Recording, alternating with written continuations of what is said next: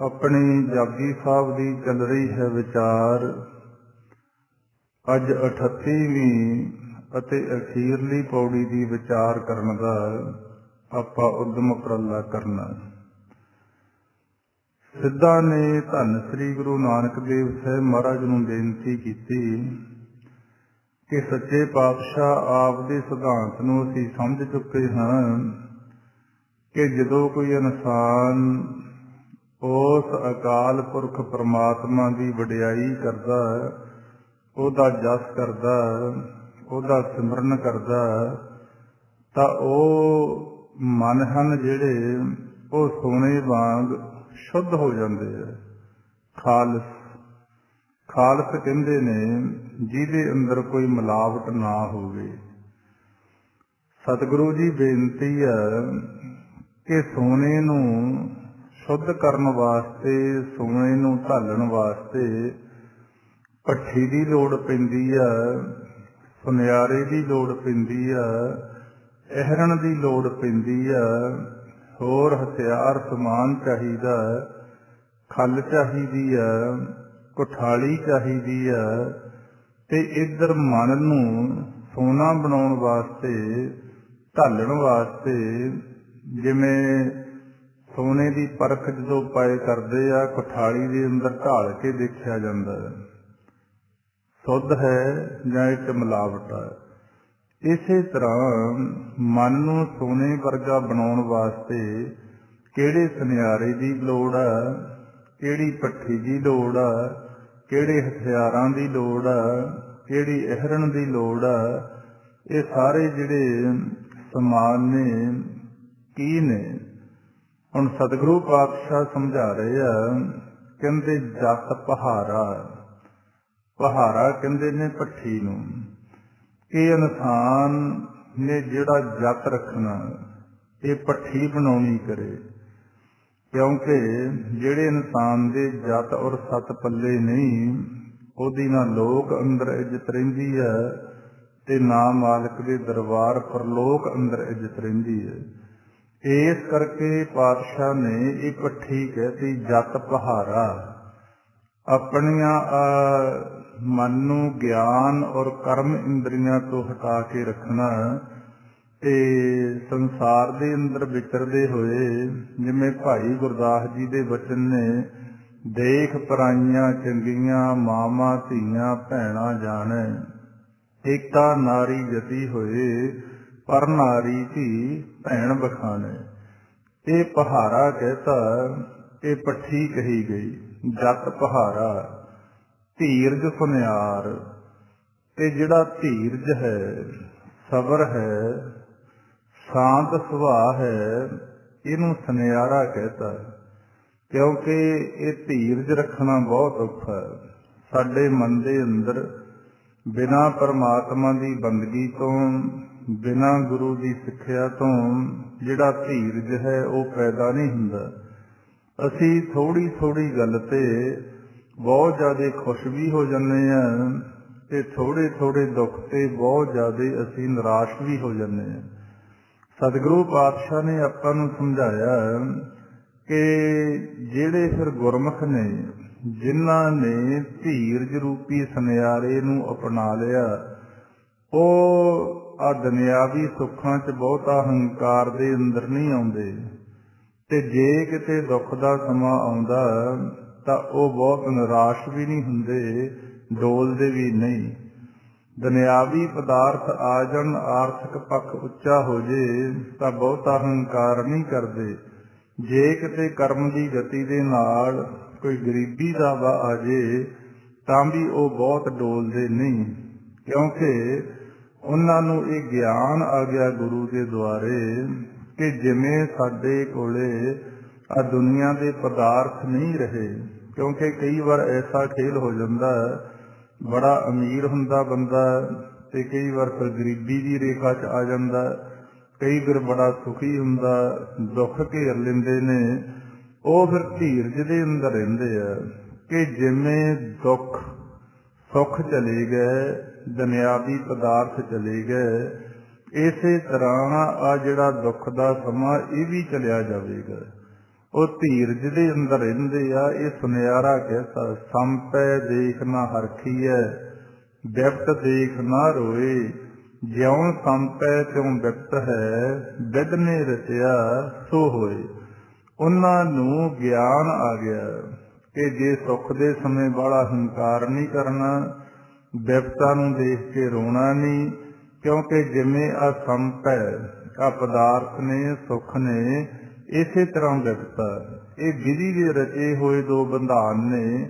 ਸਾਡੇ ਕਰਮ ਦੀ ਗਤੀ ਅਨੁਸਾਰ ਦੁੱਖ ਸੁੱਖ ਦੋਏ ਦਰ ਕੱਪੜੇ ਪਹਿਰੇ ਜਾਏ ਮਨੁੱਖ। ਉਹ ਦੁੱਖਾਂ ਦੇ ਅੰਦਰ ਬਹੁਤੇ ਨਿਰਾਸ਼ਾਵਾਦੀ ਨਹੀਂ ਹੁੰਦੇ ਤੇ ਸੁੱਖ ਦੇ ਅੰਦਰ ਹੰਕਾਰੀ ਨਹੀਂ ਹੁੰਦੇ। ਉਹ ਧੀਰਜ ਦੇ ਅੰਦਰ ਰਹਿੰਦੇ ਆ। ਅਹਿਰਨ ਮਤ ਬੇਦ ਹਥਿਆਰ। ਇੱਕ ਸ਼ਬਦ ਹੈ ਅਹਿਰਨ, ਇੱਕ ਸ਼ਬਦ ਹੈ ਆਰਨ। ਇਹਨਾਂ ਦੋਨਾਂ 'ਚ ਫਰਕ ਆ। ਆਰਨ ਤਾਂ ਕਹਿੰਦੇ ਨੇ ਭੱਠੀ ਨੂੰ, ਜਿਵੇਂ ਆਪਾਂ ਪਹਿਲਾਂ ਸੁਣਦੇ ਰਹੇ, ਜਾਂ ਅੱਜ ਵੀ ਪਿੰਡਾਂ ਦੇ ਅੰਦਰ ਆਰਨ ਪਾਈ ਜਾਂਦੀ, ਉਹਦੇ ਅੰਦਰ ਲੋਹਾ ਗਰਮ ਕਰਕੇ ਜਿਹੜੇ ਆਪਣੇ ਖੇਤੀਬਾੜੀ ਦਾ ਸਮਾਨ ਹੈ ਉਹਨੂੰ ਠੀਕ ਕੀਤਾ ਜਾਂਦਾ, ਉਹਨੂੰ ਕਹਿੰਦੇ ਨੇ ਆਰਨ। ਇੱਕ ਹੈ ਇੱਥੇ ਸ਼ਬਦ ਹੁਣ ਅਹਿਰਨ।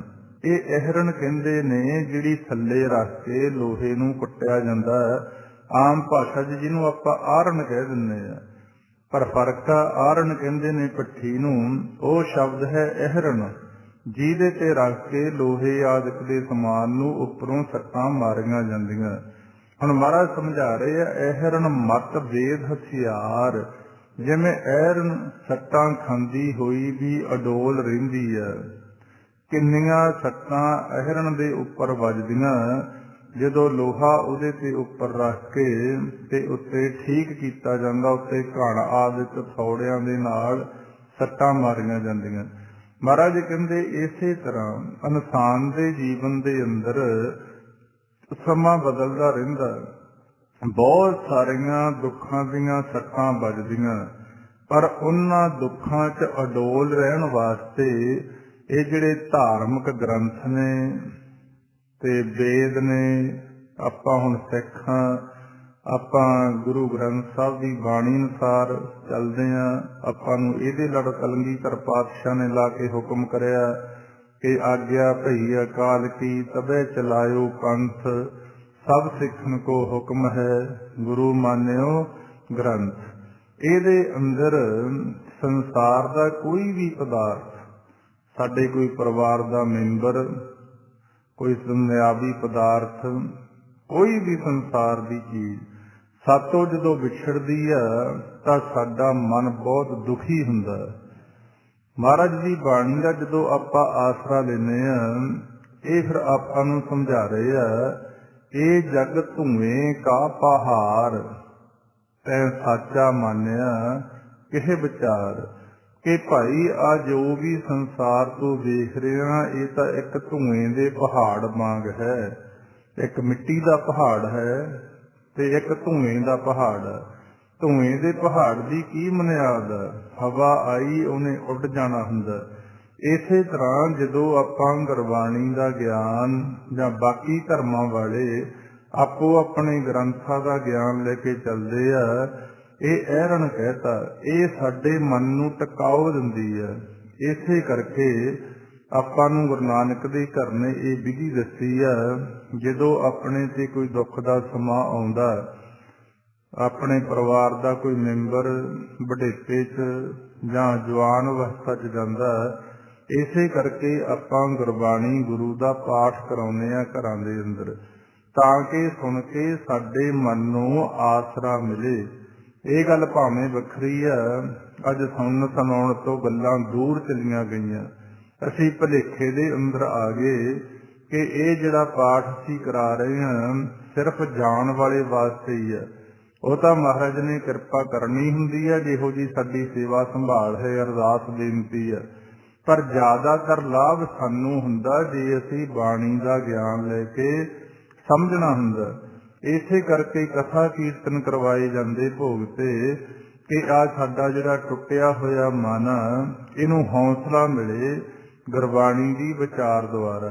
ਪਰ ਸਮਾਂ ਇਹੋ ਜਿਹੇ ਮੋੜ ਤੇ ਆ, ਅੱਜ ਜ਼ਿਆਦਾਤਰ ਹੌਸਲਾ ਦੇਣ ਦੀ ਬਜਾਏ ਜ਼ਿਆਦਾतर ਪ੍ਰਚਾਰਕ ਰਾਗੀ ਉਹ ਵੀ ਵਿਰਾਗ ਦੀਆਂ ਗੱਲਾਂ ਕਰ ਕਰਕੇ ਬਹੁਤ ਸਾਰੇ ਭੋਗਾਂ ਤੇ ਵੇਖਿਆ ਲੋਕਾਂ ਨੂੰ ਰਵਾਈ ਹੋਈ ਜਾਂਦੇ ਆ, ਕਿਉਂਕਿ ਉਲਟ ਚੱਲ ਪਿਆ ਖੇਲ। ਜਿਹੜੀ ਗੱਲ ਮਹਾਰਾਜ ਨੇ ਸਮਝਾਈ ਸੀ ਕਿ ਡੋਲੇ ਹੋਏ ਮਨ ਨੂੰ ਢਾਰਸ ਦੇਣ ਵਾਸਤੇ ਅਹਰਣ ਮਤ ਵੇਦ ਹਥਿਆਰ, ਕਿ ਤੁਸੀਂ ਗੁਰੂ ਦੇ ਬਚਨ ਪੜ੍ਹੋ, ਸਮਝੋ, ਜਾਂ ਜਿਹੋ ਜਿਹੇ ਧਰਮ 'ਚ ਪੈਦਾ ਹੋਏ ਹੋ ਉਹੋ ਜਿਹੇ ਧਰਮ ਦੇ ਗ੍ਰੰਥ ਪੜ੍ਹ ਕੇ ਸਮਝੋ ਕਿ ਇਹ ਜਗ ਧੂਏ ਕਾ ਪਹਾੜ, ਤੈ ਸਾਚਾ ਮੰਨਿਆ ਕਿਹ ਵਿਚਾਰ।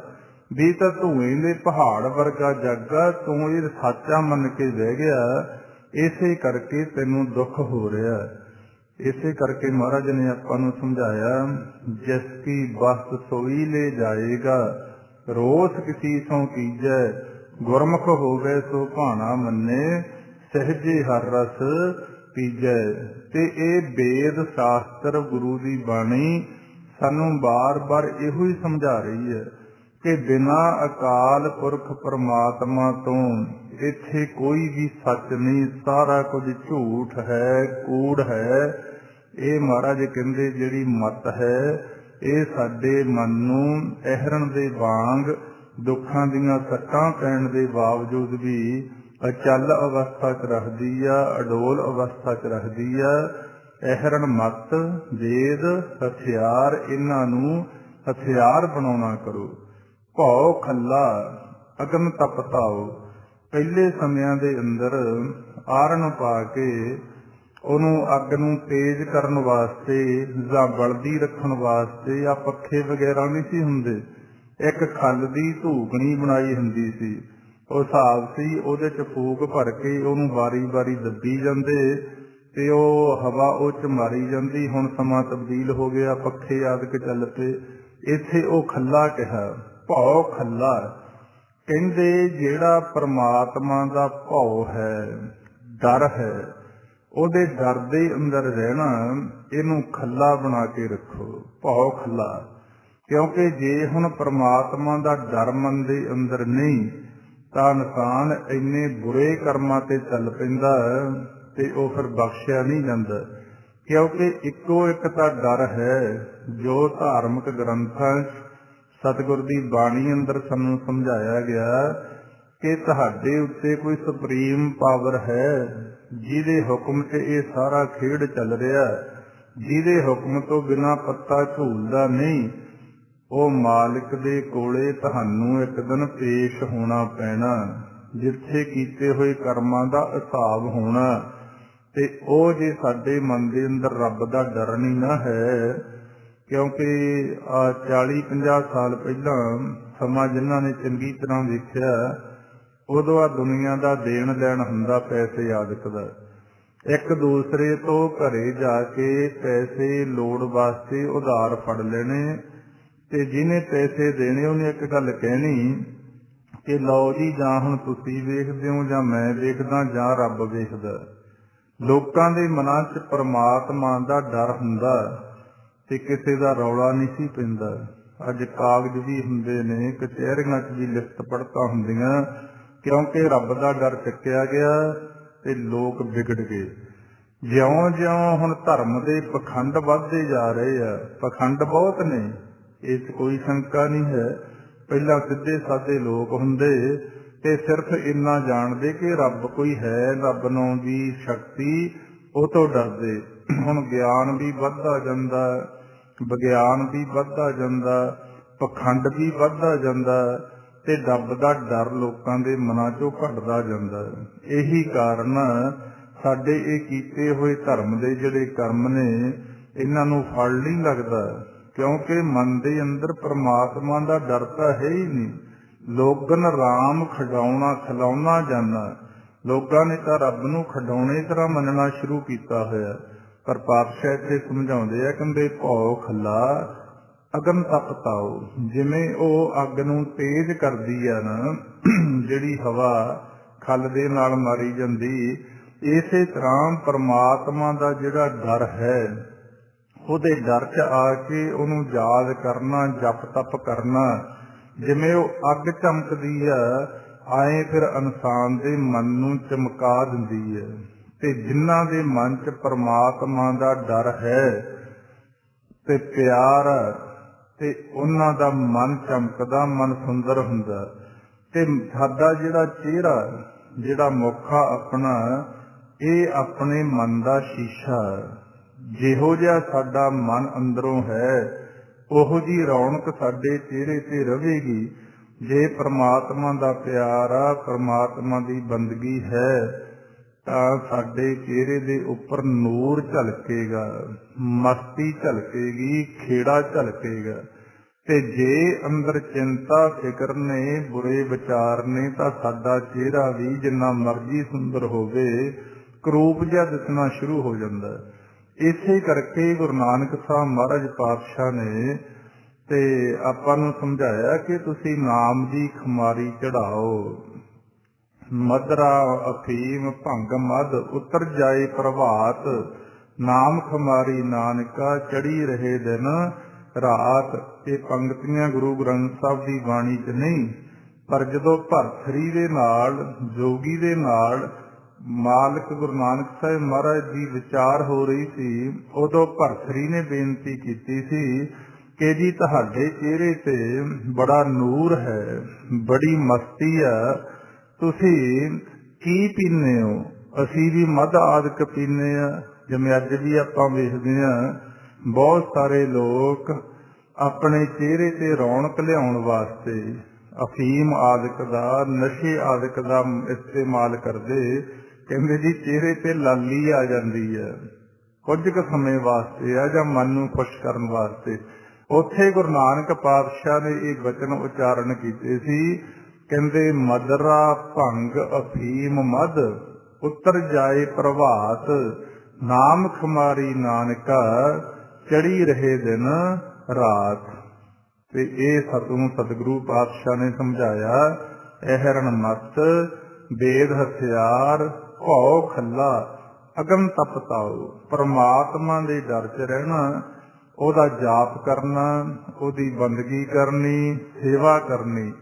ਮਹਾਰਾਜ ਨੇ ਸਮਝਾਇਆ, ਕਹਿੰਦੇ ਗੁਰ ਸੇਵਾ ਤਪਾਂ ਸਿਰ ਤਪਸਾਰ, ਹਰ ਜੀਉ ਮਨ ਵਸੈ ਸਭ ਦੁਖ ਵਿਸਾਰਨ ਹਾਰ।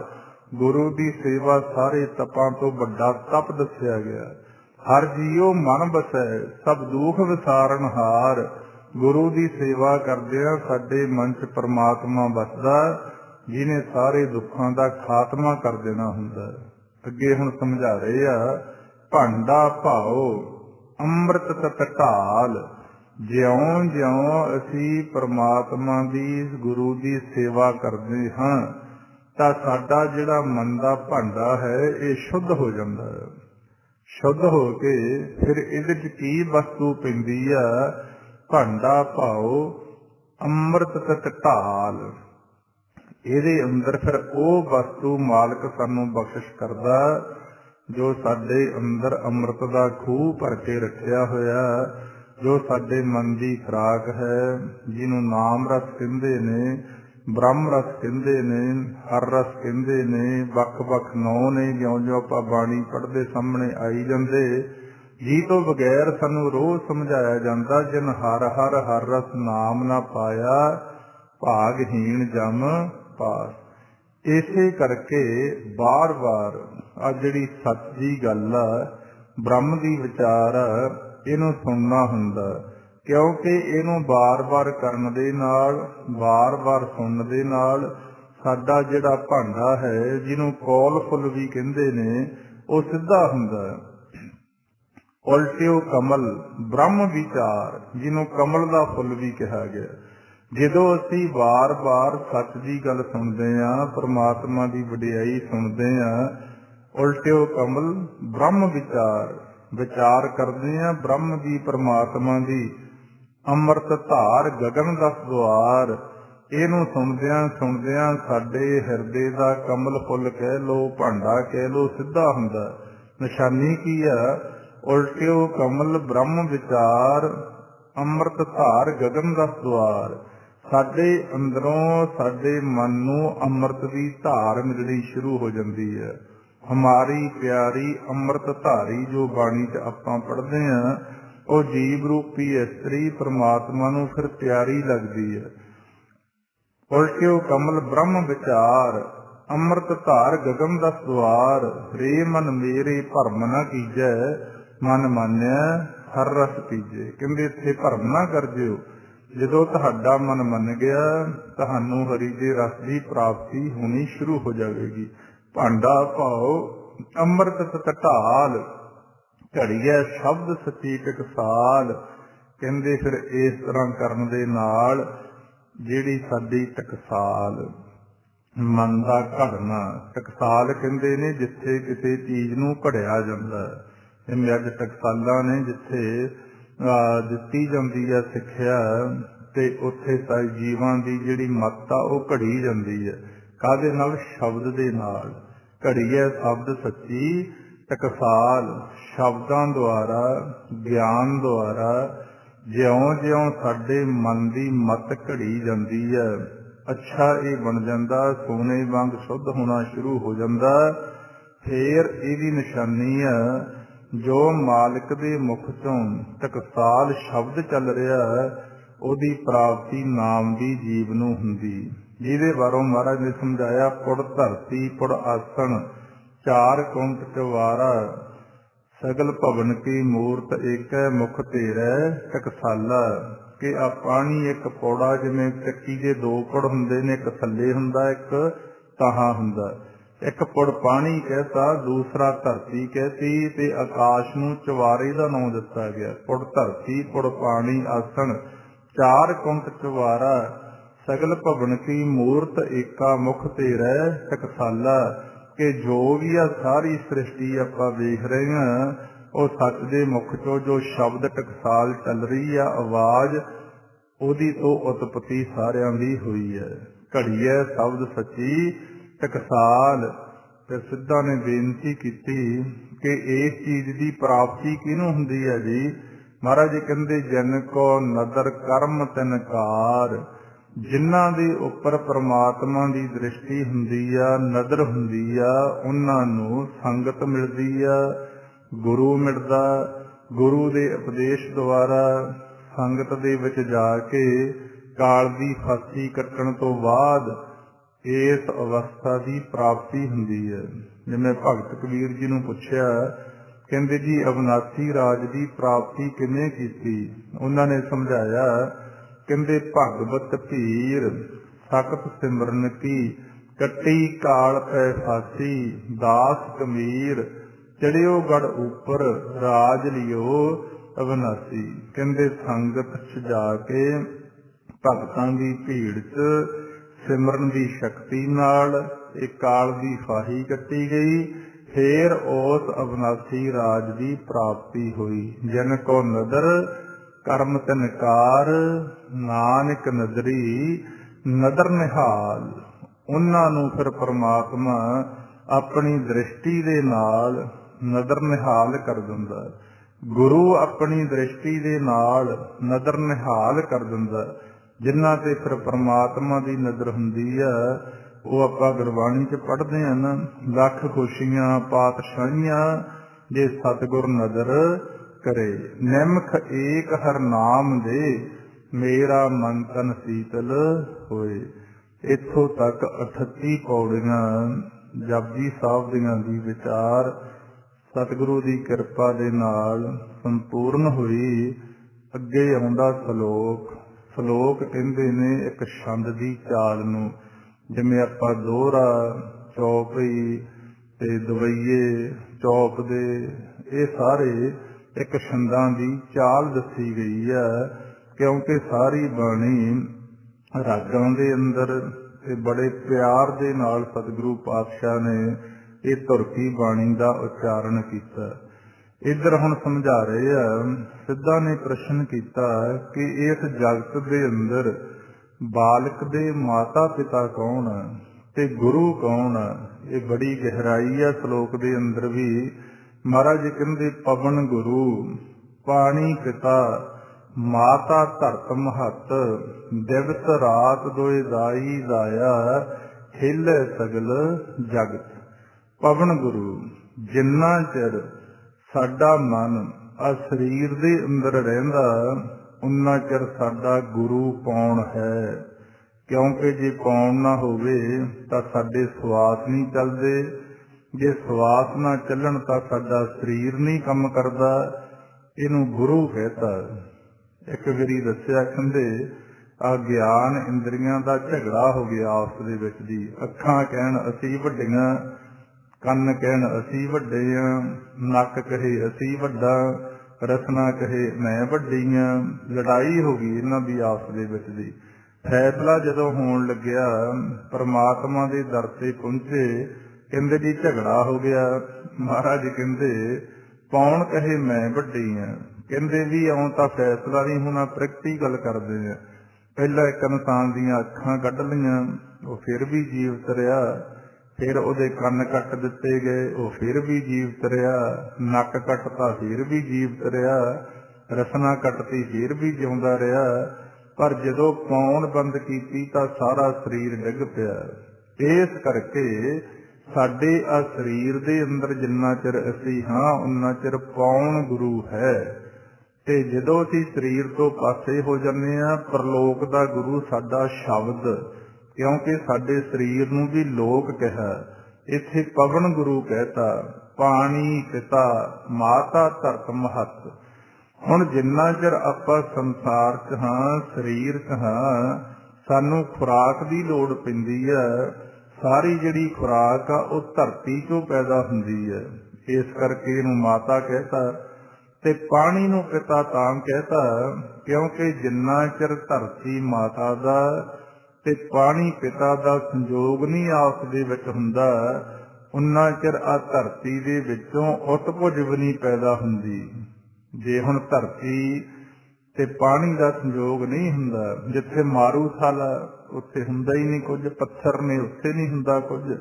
ਜਦੋਂ ਧਰਤੀ ਮਾਤਾ ਤੇ ਪਾਣੀ ਪਿਤਾ ਦਾ ਸੰਯੋਗ ਆਪਸ ਵਿੱਚ ਹੁੰਦਾ, ਜਿਵੇਂ ਆਪਾਂ ਖੇਤੀ ਕਰਦੇ ਹਾਂ, ਬੱਤਰ ਕੀਤੀ ਜਾਂਦੀ ਤੇ ਫਿਰ ਇਹਦੇ ਅੰਦਰ ਫਸਲ ਪੈਦਾ ਹੁੰਦੀ, ਜਿਹੜੀ ਉਤਪਜ ਧਰਤੀ ਤੋਂ ਪੈਦਾ ਹੁੰਦੀ ਆ, ਜਿਹਦੇ ਨਾਲ ਸਾਰੀ ਸ੍ਰਿਸ਼ਟੀ ਦੀ ਖੁਰਾਕ ਚੱਲ ਰਹੀ ਹੈ। ਖਾਣੀ ਹੈ ਉਤਪਜ ਇਹਨੂੰ ਕਿਹਾ। ਇਸ ਕਰਕੇ ਗੁਰੂ ਨਾਨਕ ਸਾਹਿਬ ਮਹਾਰਾਜ ਨੇ ਪਾਉਣ ਨੂੰ ਗੁਰੂ ਕਹਿਤਾ, ਪਾਣੀ ਨੂੰ ਪਿਤਾ ਕਹਿਤਾ ਤੇ ਮਾਤਾ ਧਰਤ ਮਹੱਤ। ਮਹੱਤ ਕਹਿੰਦੇ ਨੇ ਬਹੁਤ ਵੱਡੇ ਨੂੰ। ਧਰਤੀ ਵੱਡੀ ਕਿਉਂ ਆ? ਜਿਸ ਤਰ੍ਹਾਂ ਮਾਤਾ ਹੈ, ਬੱਚਾ ਛੋਟਾ ਹੁੰਦਾ, ਉਹਦੇ ਸਰੀਰ ਦੇ ਉੱਪਰ ਗੰਦਗੀ ਵੀ ਕਰ ਦਿੰਦਾ, ਪਰ ਮਾਤਾ ਨਹੀਂ ਗੁੱਸਾ ਕਰਦੀ। ਉਹ ਮਾਤਾ ਪਿਤਾ ਦੀਆਂ ਨਿੱਕਾ ਬੱਚਾ ਬੋਦੀਆਂ ਵੀ ਪੱਟ ਦਿੰਦਾ, ਜੋ ਮਰਜ਼ੀ ਕਰੀ ਜਾਵੇ, ਮਾਤਾ ਗੁੱਸਾ ਹੀ ਨਹੀਂ ਕਰਦੀ। ਇਸੇ ਤਰ੍ਹਾਂ ਧਰਤੀ ਨੂੰ ਮਾਤਾ ਕਹਿਤਾ। ਧਰਤੀ ਦੇਖੋ ਸਾਰਿਆਂ ਨੂੰ, ਆਪਾਂ ਨੂੰ ਖੁਰਾਕ ਰਿਜ਼ਕ ਦੇ ਰਹੀ ਹੈ, ਪਰ ਕਈ ਲੋਕ ਇਹਦੇ ਤੇ ਗੰਦਗੀ ਵੀ ਪਾਉਂਦੇ ਆ, ਆਪਾਂ ਸਾਰਾ ਕੁਝ ਕਰਦੇ ਆ। ਇਸ ਕਰਕੇ ਧੀਰਜ ਹੈ।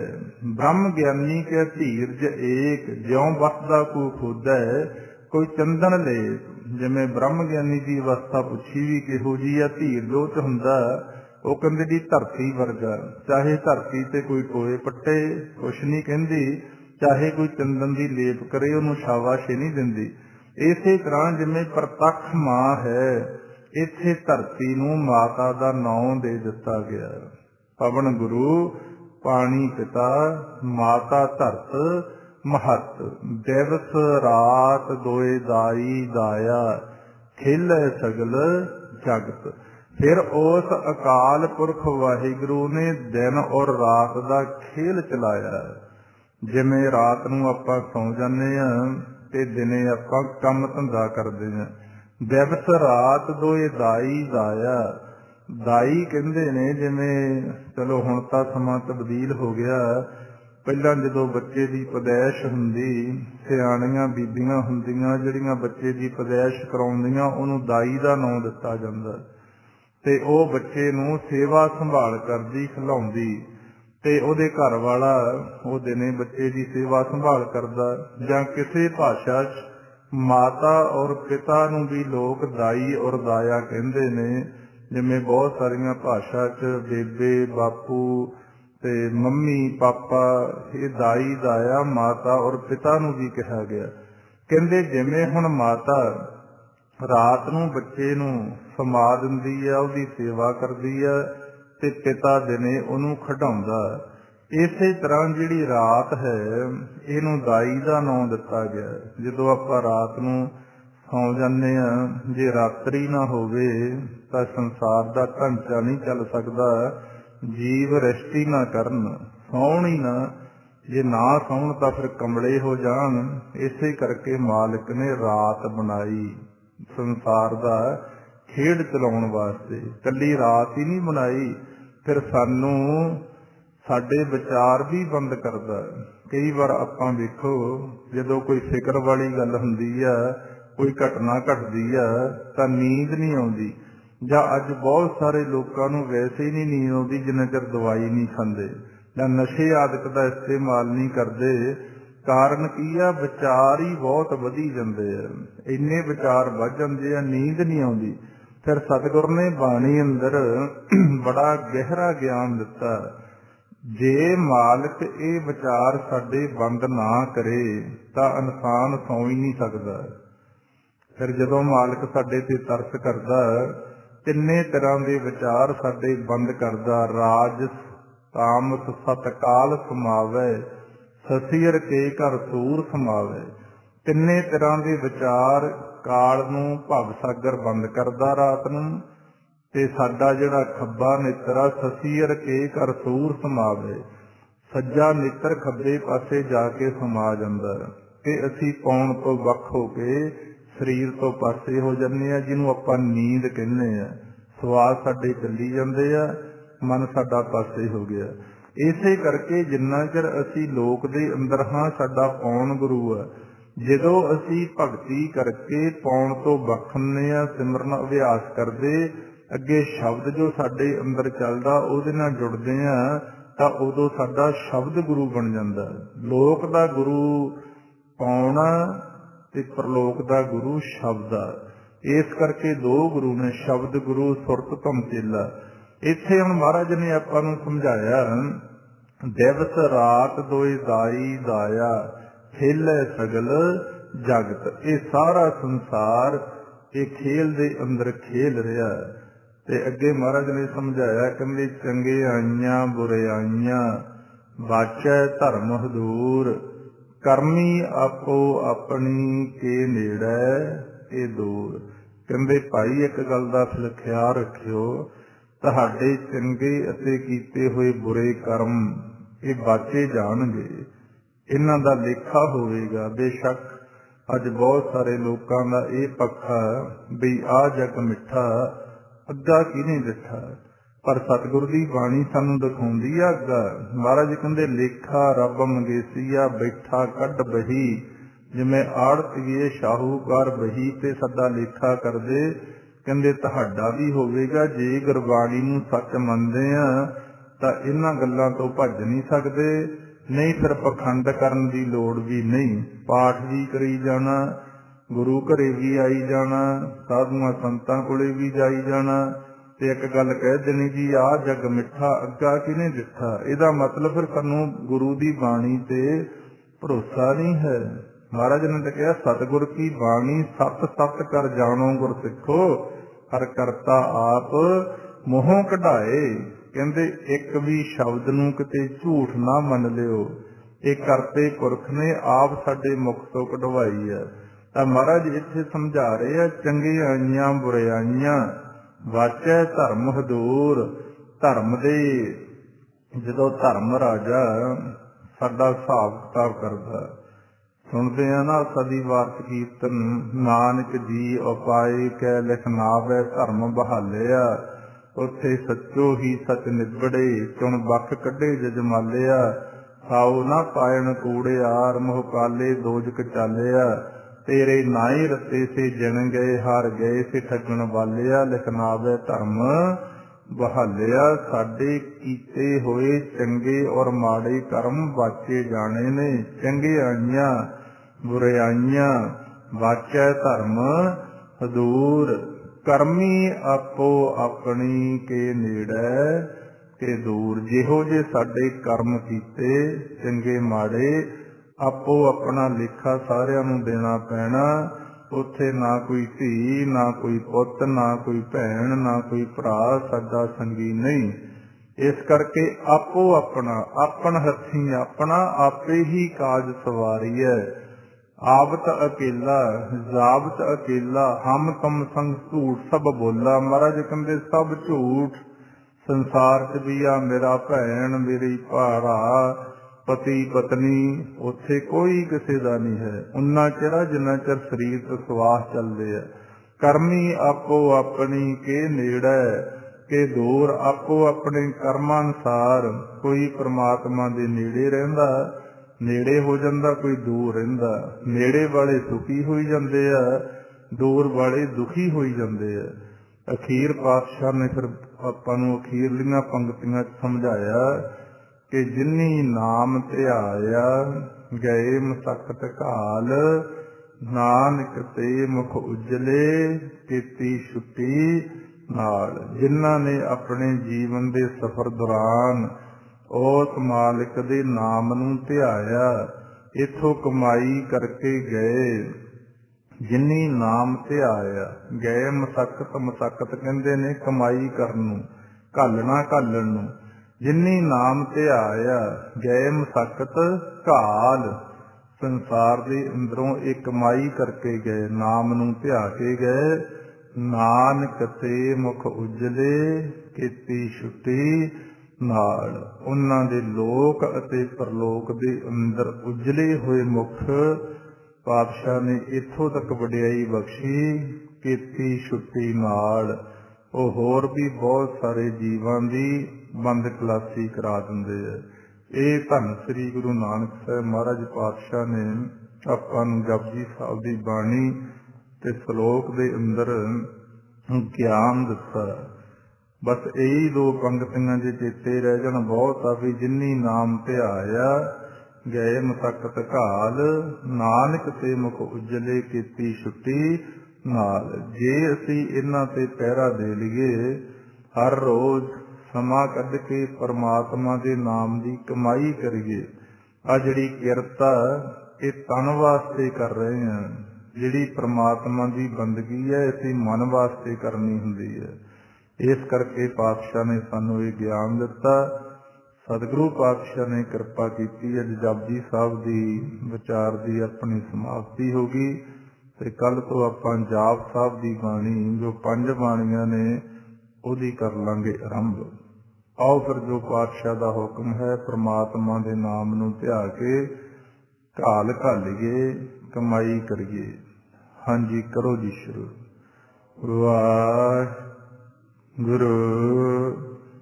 ਵਾਹਿਗੁਰੂ ਵਾਹਿਗੁਰੂ